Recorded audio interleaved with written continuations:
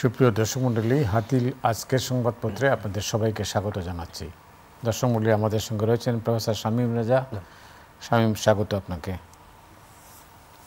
শিরোনাম দেখে নিই, আজকে বেশ কাগজ আসছে অনেকগুলাই, দেখে নিচ্ছি। এটা হলো বাংলাদেশ প্রতিদিনের শিরোনাম, যে রাজধানী জুড়ে তাণ্ডব ভাঙচুর, সেনাকুঞ্জে হাস্যোজ্জ্বল খালেদা জিয়া, নতুন নির্বাচন কমিশন গঠন, সমকাল অটোরিকশা চালকদের অবরোধে অচল ঢাকা, সশস্ত্র বাহিনী ফের রাস্তার প্রতীক। মানবজমিন দৃশ্যপট পাল্টায় এভাবেই, সিইসি হলেন নাসির উদ্দিন। কালের কণ্ঠ, শ্রদ্ধা ভালোবাসায় সিক্ত খালেদা, অটো চালকদের অবরোধ এর জন্য দুর্ভোগ, অটো চালকদের জীবিকার কী হবে। আজকের পত্রিকা, ভোটের প্রতি আরও এক ধাপ, ইউনূসের সঙ্গে খালেদা জিয়ার কৌশল বিনিময়, নতুন ইসি কথায় নয় কাজেই প্রমাণ দিক, দলগুলোর প্রতিক্রিয়া। যায় যায় দিন, আমরা সবাই এক পরিবার, কেউ কারো শত্রু হব না। নাসির উদ্দিনের নেতৃত্বে নতুন নির্বাচন কমিশন, সেনাকুঞ্জে খালেদা জিয়াকে কেন্দ্র করে আনন্দ উচ্ছ্বাস। কালবেলা কমলাপুরে আইসিডি থেকে গায়েব 500 কন্টেইনার। এমন দেশ গড়তে চাই যেখানে জনগণই সব। বিচারের পর আওয়ামী লীগকে নির্বাচনে স্বাগত। দেশ সীমান্ত যারা চালাবেন নির্বাচনী ট্রেন, ব্যাটারি রিক্সা চালকে অচল শহর, জনগণের আস্থার স্বীকৃতি পেয়েছে সশস্ত্র বাহিনী। খবরের কাগজ, নির্বাচন কমিশন পুনর্গঠন, সিইসি নাসির উদ্দিন, গ্রহণযোগ্য নির্বাচনী লক্ষ্য, খালেদা জিয়াকে আনতে পেরে আমরা গর্বিত। প্রতিদিনের বাংলাদেশ, নাসির উদ্দিনের নেতৃত্বে নির্বাচন কমিশন গঠন, সুষ্ঠু নির্বাচনের একটা দৃষ্টান্ত স্থাপন করতে চাই। নতুন সিইসি, জনগণ সব ক্ষমতার মালিক, এমন দেশ করতে চাই। ইনকিলাব রাজপথে, পরিকল্পিত নৈরাজ্য। প্রধান নির্বাচন কমিশনার হলেন সাবেক সচিব এম নাসির উদ্দিন। বেগম খালেদা জিয়াকে পেয়ে সেনাকুঞ্জ গর্বিত। দিনকাল, খালেদা জিয়াকে সেনাকুঞ্জে আনতে পেরে আমরা গর্বিত। ডক্টর ইউনূস নাসির উদ্দিনকে প্রধান করে নতুন নির্বাচন কমিশন গঠন। সংসদ নির্বাচন 2026 সালে, বললেন উপদেষ্টা সাখাওয়াত। আলোকিত বাংলাদেশ, মধ্যমণি খালেদা জিয়া, নতুন নির্বাচন কমিশন গঠন। শহীদের রক্ত ত্যাগের সঙ্গে বেইমানি করা যাবে না, নতুন সিইসি। সংগ্রাম, জনগণ যাতে সকল ক্ষমতার মালিক হতে পারেন তেমন দেশ গড়তে চাই। সাবেক সচিব নাসির উদ্দিনকে প্রদান করে 5 সদস্যের নির্বাচন কমিশন গঠন। ধর্মানুভূতিতে আঘাতে সর্বোচ্চ শাস্তি বিবেচনা করতে পারে সংসদ। করতোয়া 1 যুগ পর সেনাকুঞ্জে খালেদা জিয়া, আমরা আনন্দিত গর্বিত। ডক্টর ইউনূস, নতুন সিইসি নাসির উদ্দিন। নতুন কমিশন ভোটের প্রত্যাশা পূরণ করবে। TBS Friday, task force finds asylum operates 18 shell firms in British Virgin Islands. এই ছিল শিরোনাম। যে কটা শিরোনামের মধ্যে প্রধান শিরোনাম হচ্ছে সেনাকুঞ্জ। সেনাকুঞ্জে যা ঘটেছে অনেক দিন পর আমরা দেখতে পেলাম। আপনি জানেন যে প্রধান উপদেষ্টা ডক্টর ইউনূস এবং বেগম খালেদা জিয়া দুজনেই হাজির হয়েছিলেন সেনাকুঞ্জের অনুষ্ঠানে। এটা এক অন্যরকম একটা সন্ধ্যা ছিল আর কি। আপনি জানেন যে সমাজের সর্বস্তরের মানুষের প্রতিনিধি সেখানে ছিলেন। একাধিক কারণে গুরুত্বপূর্ণ। এক হলো খালেদা জিয়া তার দলের ঐক্যের প্রতীক, জি, এবং এটা নিয়ে সম্ভবত খুব একটা দলেও দ্বিমত নেই, এবং আমরাও সেইভাবেই যারা পর্যবেক্ষক তারা মনে করি। এবং দীর্ঘদিন কারাবাস করেছেন এবং অনেকটা গৃহেরই তাকে অন্তরীণ থাকতে হয়েছে। যে বড় দুটো শর্ত তাকে মেনে নিতে হয়েছিল, যে পাবলিক কোনো রাজনৈতিক কাজে তিনি অংশগ্রহণও করবেন এবং ওই অর্থে কোনো পাবলিক পার্টিসিপেশনও তার ছিল না। শুধু চিকিৎসার সময় তিনি বের হতেন, এবং তার বেল দেওয়া নিয়ে বিদেশ যাত্রার বিষয়ে আমরা অনুষ্ঠানগুলোতে বহুবার আলোচনা করেছি, এবং খুব বড় আকারে মতামত দেওয়ার তেমন কোনো সুযোগ আমাদের কারোরই হয়নি।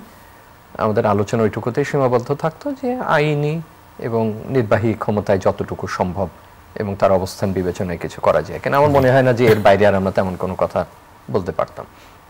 তো তিনি অনেকগুলো মামলা থেকেই খালাস পেয়েছেন, মুক্তি পেয়েছেন।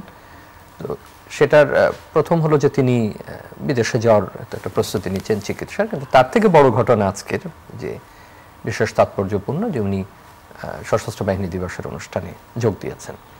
এক হলো এটা একটা বড় রাষ্ট্রীয় একটা অনুষ্ঠান, এবং ওই অর্থে একটা পাবলিক পার্টিসিপেশন, হয়তো সবার জন্য উন্মুক্ত না, কিন্তু খুবই গুরুত্বপূর্ণ, যেখানে রাষ্ট্রের সর্বোচ্চ পর্যায়ে থেকে, সরকারের সর্বোচ্চ পর্যায়ে থেকে, আপনি যেভাবে বললেন বিভিন্ন স্তরের গুরুত্বপূর্ণ ব্যক্তিরা অংশগ্রহণ করে থাকেন, আমন্ত্রিত হয়ে থাকেন। এবং উনি এখনো ওই পরিসরেই উনি গেছেন বোধহয় প্রায় 15 বছর পরে, যদি আমার ভুল না হয়ে থাকে, অনেকটাই তাই।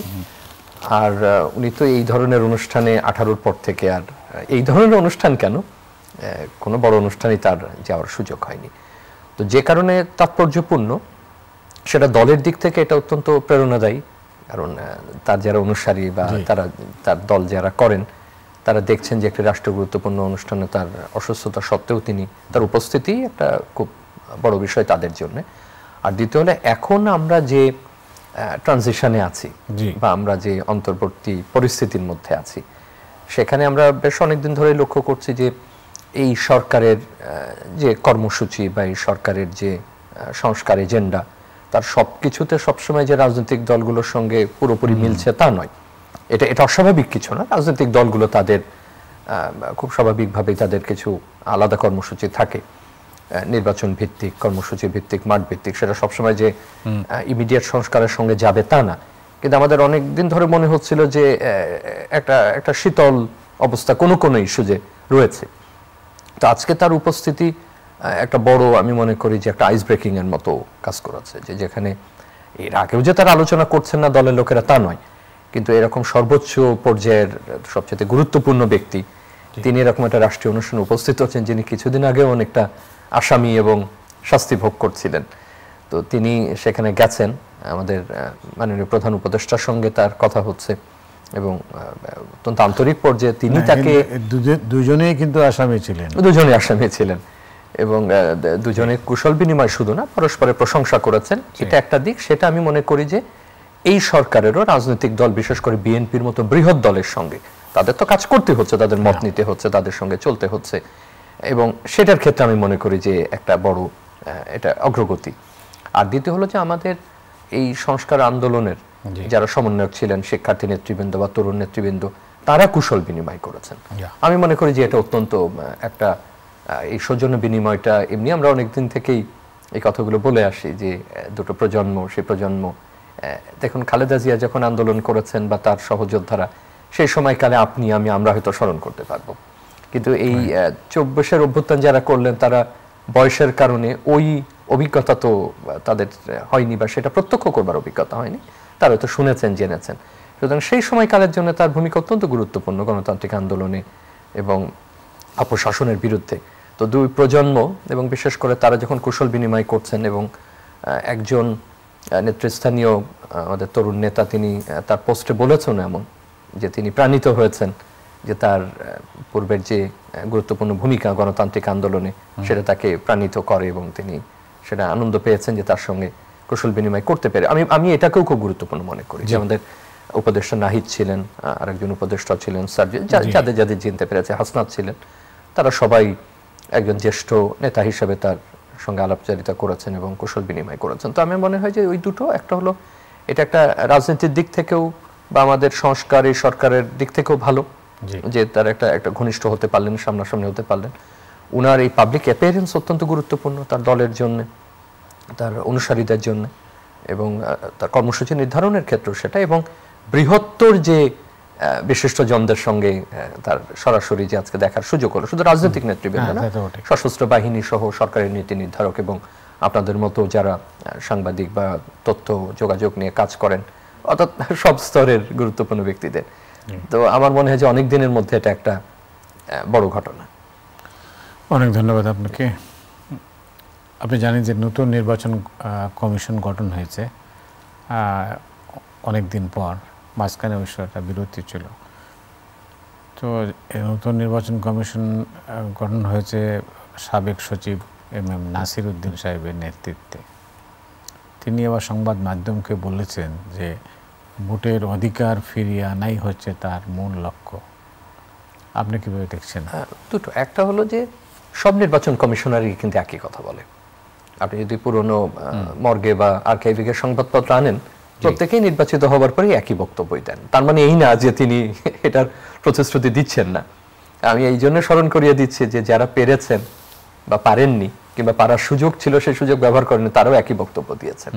কিন্তু ওনার সঙ্গে আমার ব্যক্তিগত পরিচয়, অনেকের সঙ্গেই যেহেতু আমাদের জানা পরিচয় থাকে, অনেককে চিনি জানি, এবং বেশ আগে অবসরে গেছেন, বোধহয় 2010-এর দিকে উনি অবসরে গেছেন, হ্যাঁ বেশ লম্বা সময় হয়ে গেছে, এবং একাধিক মন্ত্রণালয়ের দায়িত্বে ছিলেন, পরিকল্পনার সদস্য হয়েছিলেন, অন্যান্য সম্ভবত জ্বালানি বা আরো একাধিক জ্বালানিতে ছিলেন, জ্বালানিতে ছিলেন। আর মানে জ্যেষ্ঠ সাংবাদিক হিসেবে আপনার হয়তো কাজের সুযোগ ওনার সঙ্গে থাকতে পারে। তো যতটুকু ওনার সম্পর্কে জানার চেষ্টা করেছে তাতে মনে হলো যে তিনি নিষ্ঠাবান এবং সৎ প্রজ্ঞাবান ব্যক্তি, এবং তার নীতি আদর্শের প্রতি তিনি অবিচল থাকবেন, এবং ওই অর্থে বলি যে তার একটা কঠোরতা আছে, এবং সেটা ভালো, আমরা কঠোর মানুষই চাই।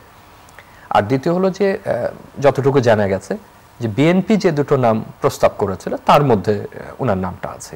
তো দুই দিক থেকে ভালো, একটা হলো যে বড় রাজনৈতিক দল তারা যে নাম প্রস্তাব করছে তার মধ্যে থেকে, আমি অন্য সদস্যদের বিষয়টা জানি না, যে তারাও বোধহয় 14 জনের নাম সম্ভবত এরকম প্রস্তাবিত ছিল।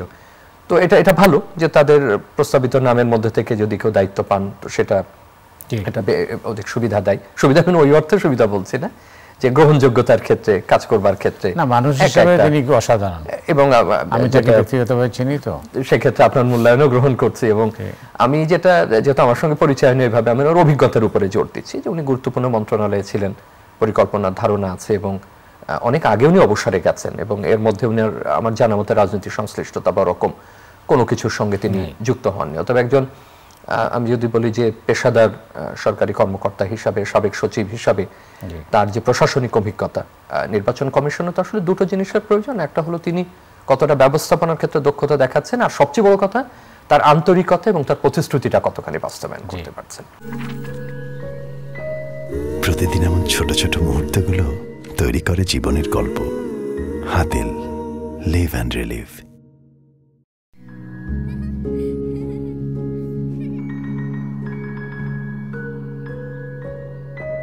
প্রতিদিন এমন ছোট ছোট মুহূর্তগুলো তৈরি করে জীবনের গল্প। Hatil, live and relive. আমরা যখন এত আইন ছিল না, এত আমরা সংশোধন করিনি, তখন কি দু একটা ভালো নির্বাচন আমাদের হয়নি? আমরা কি 90-এর পরে দু একটা ভালো নির্বাচন করিনি, বা আমরা এরকম অসংখ্য স্থানীয় সরকার ভালো নির্বাচন করিনি? তখন তো এত আইন নিয়ে আমরা আলোচনা করতাম না প্রতিদিন, এত গণমাধ্যমে আলোচনা হতো না, নাগরিক সমাজ এত আলোচনা করতো না, আইনবিদরা এত আলোচনা করতেন না, কিন্তু নির্বাচন তো হয়েছে আমাদের বেশ কিছু ভালো। তার মানে আমাদের নিষ্ঠা এবং আমাদের কর্মপরিকল্পনা, সবচেয়ে বড় কথা রাজনৈতিক সংস্কৃতির কি হবে। এখন যিনি হলেন তার জন্য শুভকামনা থাকবে আমাদের, এবং তার যে বৃত্তান্ত আমরা জানতে পেরেছি, যদি তার প্রতিফলন ঘটে সেটা অবশ্যই আমাদের জন্য অত্যন্ত ভালো হবে, যে তিনি সেই ব্যবস্থাপনা দক্ষতা দেখাতে পারবেন। সবচেয়ে বড় কথা তার প্রতিশ্রুতি। আইন যা আছে, আইন তো আরো সংশোধন হবে, যেহেতু সংস্কার কমিশন হয়েছে। আমরা এর আগের মেয়াদেও বহুবার বলেছি সংলাপগুলোর সময়, আইন যা আছে সেটা আপনি কাজে লাগান, অনেক কিছু আপনি করতে পারেন। হয়নি, তারা করতে ব্যর্থ হয়েছেন অথবা পারেননি, সেটা ঐতিহাসিক আলোচনার বিষয়। তো যদি রাজনৈতিক দলগুলো সেই প্রতিশ্রুতি থাকে, এবং সংস্কারে তো কিছু প্রস্তাব আসবে, সেটা তো আরো পরের বিষয়, বিদ্যমান যা আছে যদি তার ভিত্তিতেও বলি, আমার মনে হয় যে উনি ভালো করবেন বলে আমার বিশ্বাস। তবে একটা কথা শুধু যোগ করি, আমরা যেন সমস্ত আলোচনা শুধু জাতীয় নির্বাচনে নিবদ্ধ না রাখি। আমাদের একটা স্থানীয় সরকার আছে, এবং বারবার এই কথা স্মরণ করিয়ে দিই যে সেই নির্বাচন ব্যবস্থা ভেঙে পড়েছে না, ওটা নাই প্রায় বললেই চলে, যদি ব্যবস্থা অর্থে বলেন এবং ওটা সংস্কৃতি অর্থে বলেন। আমাদের নির্বাচনী গণতান্ত্রিক ব্যবস্থার সবচেয়ে ভালো সংস্কৃতি একটা ছিল স্থানীয় নির্বাচন। আমরা জাতীয় নির্বাচনের অনেক কিছু পরিবর্তন করতে পারিনি, ঐতিহাসিকভাবে অনেক কিছু জনগণের হাতে থাকেনি, কিন্তু স্থানীয় সরকারে আমাদের যে প্রতিদ্বন্দ্বিতা, যে আন্তরিকতা, এবং স্থানীয় রাজনীতির যে সম্প্রীতি এবং যে গতিশীলতা তৈরি হচ্ছিল, সেটা কিন্তু আমরা নষ্ট করে ফেলেছি। এবং রাজনৈতিক দলগুলোকেও সে দায়িত্ব নিতে হবে, নির্বাচন কমিশন যারা পূর্ববর্তী ছিলেন তাদেরকেও সে দায়িত্ব নিতে হবে। আমরাও যারা আলোচনা করি তারাও আমাদের দায়িত্বের বিষয়ে কিন্তু এড়াতে পারি না। অতএব আমি এই কথাটাও আজকে এই সুযোগে তুলবো যে প্রধান নির্বাচন কমিশনার যেহেতু সরকারি দায়িত্বে ছিলেন, তিনি জানেন নির্বাচন কিভাবে হয়, নির্বাচন কোথায় ম্যানিপুলেশন হয়, কোথায় সম্পৃক্ততা ঘটে, আমরা কেন বিভিন্ন শ্রেণী পেশার মানুষকে দোষারোপ করি, কেন সরকারি কর্মকর্তা বা সরকারি লোকজনদেরকে আমরা দোষ দিই, কেন আইন শৃঙ্খলা রক্ষাকারী বাহিনীকে দোষ দিই, এটা অনেকের চাইতে তিনি আরো ভালো জানবেন। আগে যারা ছিলেন তারাও জানতেন, তাদেরও সরকারি অভিজ্ঞতা ছিল, বিচারিক কাজের অভিজ্ঞতা ছিল, তারা সেটা কাজে লাগাতে পারেননি বা পারে, অথবা সেই পরিবেশ হয়তো তারা পাননি। তো তিনি যদি সেটা করেন, এবং শুধু জাতীয় নির্বাচন না, অন্যান্য যত আমাদের স্তরের নির্বাচন আছে সেগুলোও যদি আবার একটা আগের রীতিতে না হোক, অন্তত একটা ভালো অবস্থায় ফিরিয়ে আনতে পারেন, আমার মনে হয় যে সেটাই আমরা প্রত্যাশা। সামনে অবশ্য অনেক চ্যালেঞ্জ, এই চ্যালেঞ্জ মোকাবেলা করে তাকে আমি ওই জন্য বললাম যে যেহেতু তিনি বড় দায়িত্বে ছিলেন, গুরু দায়িত্বে ছিলেন, এবং জানা মতে আমাদের ওইভাবে রাজনীতির সংশ্লিষ্ট তিনি হননি, অর্থাৎ রাজনীতির সংশ্লিষ্ট না থাকার যে সুবিধাটা, যে অন্তত কোনো দিকে তার ওই ধরনের কেউ দোষারোপ করতে পারবে না বা খুঁজে বের করতে পারবে না যিনি অন্যের প্রতি দুর্বল, সেটা কিন্তু একটা বড় সুবিধা এই ধরনের পদে যারা থাকেন। তো সেদিক থেকে আর বারবারই যে কথা বলছে যে তার প্রশাসনিক দক্ষতা, অভিজ্ঞতা, ব্যবস্থাপনা। একটা জিনিস হয় কি, নির্বাচন কমিশন তো একটা টিম। এই টিমের শুধু আমি প্রধান নির্বাচন কমিশনারকে সমস্ত দায় দিতে রাজি না, কারণ একটা দল থাকে। এবং আমার অনেক সময় মনে হচ্ছে, আপনারও আমি জানি না অভিজ্ঞতা কি, যে সবাই যদি একমতের না হন, এর মধ্যে আমার বিভিন্ন সময় মনে হচ্ছে কমিশনগুলোর সব সদস্যরা একভাবে বা এক ধারায় ভাবেননি, এবং তাদের এই যে ভাবনার মতান্তর থাকতে পারে, পদ্ধতি নিয়ে মতান্তর থাকতে পারে, যে কিভাবে ব্যবস্থাপনা সেটা আলাদা বিষয়, সেটা কারিগরি বিষয়। কিন্তু আমার কোনো সময় মনে হচ্ছে যে রাজনৈতিকভাবেও মতাদর্শিক ভিন্নতা কারো কারোর মধ্যে আমরা লক্ষ্য করেছি, তাদের আচরণে, কথাবার্তায় বা বিভিন্ন সময়। এইটা যদি না ঘটে, যদি তারা অন্তত নির্বাচন কমিশন অর্থে এক থাকেন, তার ব্যক্তি বিশ্বাস, আদর্শিক বিশ্বাস ভেতরে যাই থাকুক না কেন, আমার মনে হয় যে ভালো কিছু করা সম্ভব। আর দিনের শেষে তো রাজনৈতিক দলগুলোকে সে রাজনৈতিক সংস্কৃতি তৈরি করতে হবে যেখানে নির্বাচন কমিশন কাজ করবে। আপনি যত সশস্ত্র বাহিনী নামান, যত পুলিশ বাহিনী নামান, আর যা কিছু, কিন্তু রাজনৈতিক দলগুলোর সহযোগিতা ছাড়া নির্বাচন কমিশন আসলে কিছুই করতে পারবে না। বাস্তবে তাই। আপনি যদি স্পিরিট দেখেন, তাহলে সেটাই ঘটনা। যখন স্থানীয় সরকার নির্বাচন ভালো হতো, তার মানে আমাদের সবার প্রতিশ্রুতি সেখানে ছিল, সেটা আমরা নষ্ট করে ফেলেছি। উপনিবেশিক সময় থেকে আমাদের সবচেয়ে ভালো নির্বাচন ব্যবস্থার এটা একটা ছিল।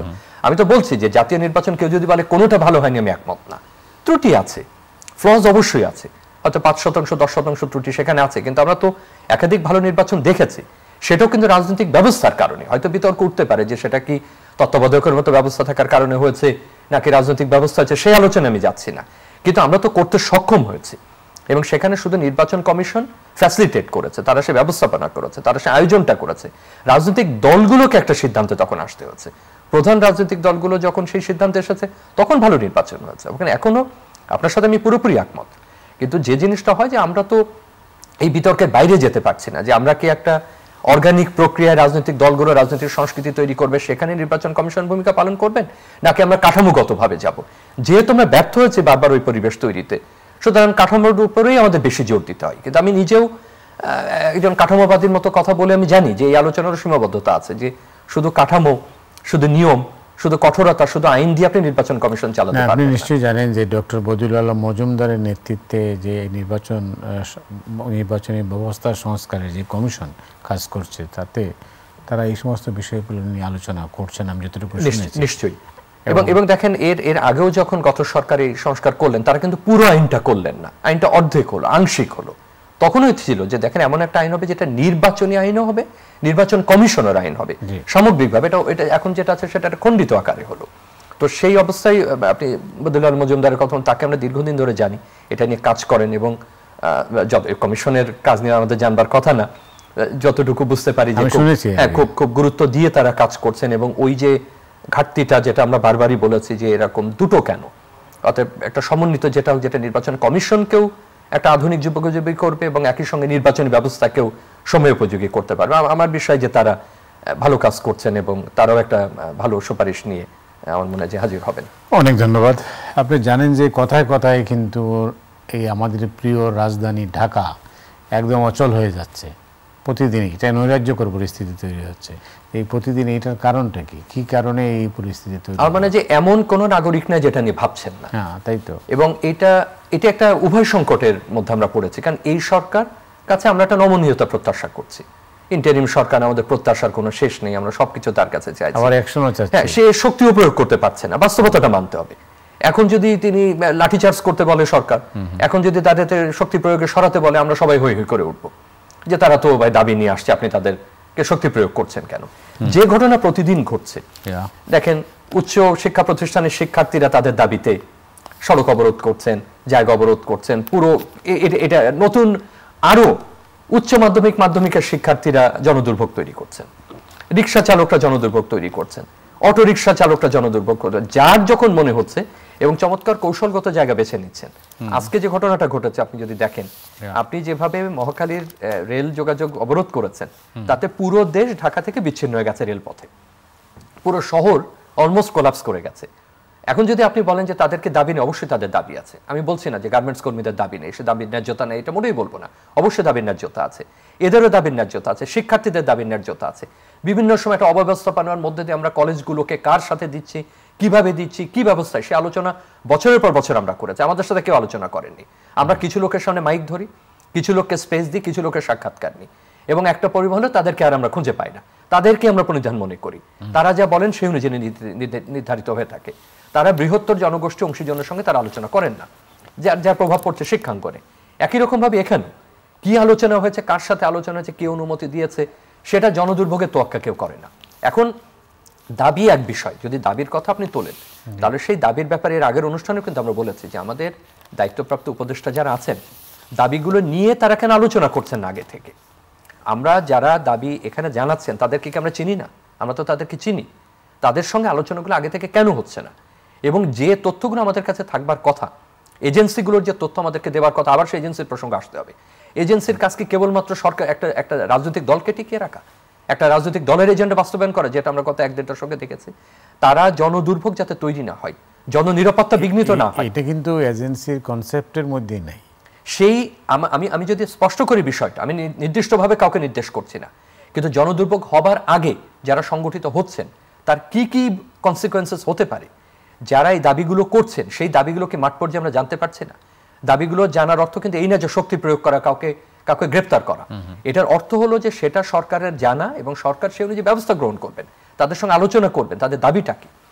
আজকে যে অবস্থা দাঁড়িয়েছে, আপনি যে অটোরিকশা যারা চালাচ্ছেন তাদের অর্থনৈতিক অবস্থা আমরা তো জানি।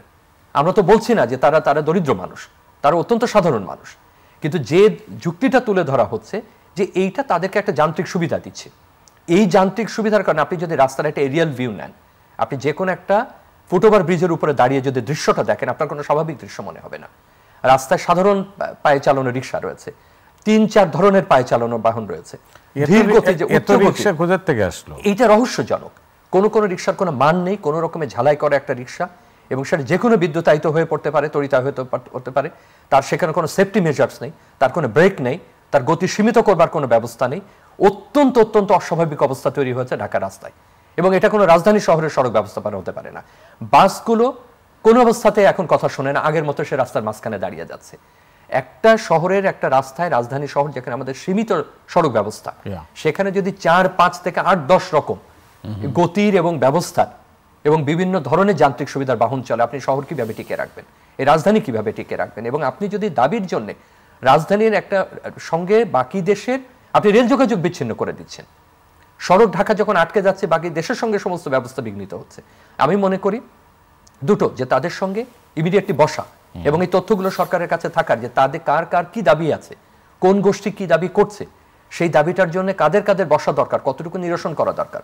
অন্তর্বর্তী তো সব করবে না, সবকিছু দিন তো অন্তর্বর্তীও দায়ী না, এটা অনেকদিন ধরে জমছে, কিছু সামগ্রিক সময় তৈরি হচ্ছে, কেউ সুবিধা নিচ্ছে কিনা। এবার আসুন তাদের যে অর্থনৈতিক দাবি, সেই দাবিকে ঢাকাতে আপনি মেটাতে পারবেন। আপনি যদি বিকেন্দ্রীকরণের দাবিতে না যান বা সেই ব্যবস্থায় না যান, আপনি ঢাকার বাইরের শহরগুলোর অবস্থা কল্পনা করতে পারেন কিনা? সেখানে তো কোনো সড়ক ব্যবস্থাপনা নেই, কোনো পরিবহন ব্যবস্থাপনা নেই, বিভাগ শহরগুলোর সড়ক ব্যবস্থাপনা ভেঙে পড়েছে, জেলা শহর থেকে উপজেলার ব্যবস্থাপনা পর্যন্ত ভেঙে পড়েছে, যে কিভাবে 10 বছর 20 বছর পরে সেখানকার সড়ক ব্যবস্থাপনা চলবে। আমি মনে করি তাদের যে জীবন মান, তাদের অর্থনৈতিক অবস্থা, সেটা যেমন দেখা প্রয়োজন, এবং একই রকমভাবে এই জনদুর্ভোগ যাতে তৈরি না হয়, এবং সেই ব্যাপারে দুটো আমি আবারও বলি যে আমাদের এজেন্সিগুলোর এগিয়ে আসা উচিত, আমাদের সরকারে তাদের সঙ্গে বসা উচিত যে কি তারা চান, এবং সেই তথ্যের ভিত্তিতে তাদের সাথে যাতে আগাম আলোচনা করা যায়, অর্থনৈতিক থাকলে অর্থনৈতিক ব্যবস্থা করা যায়। এবং এটা আপনি বিকেন্দ্রীকরণ এবং দীর্ঘমেয়াদী চিন্তা এবং স্বল্পমেয়াদী চিন্তার সমন্বয় না করলে এটা বারবার ঘটতে থাকবে, এবং যে ঘটনাটা ঘটবে, এই আলোচনা হয়তো প্রলম্বিত হচ্ছে, এই সরকারের সময় সেটা তারা কতদিন থাকবেন সেটা ভিন্ন জিনিস।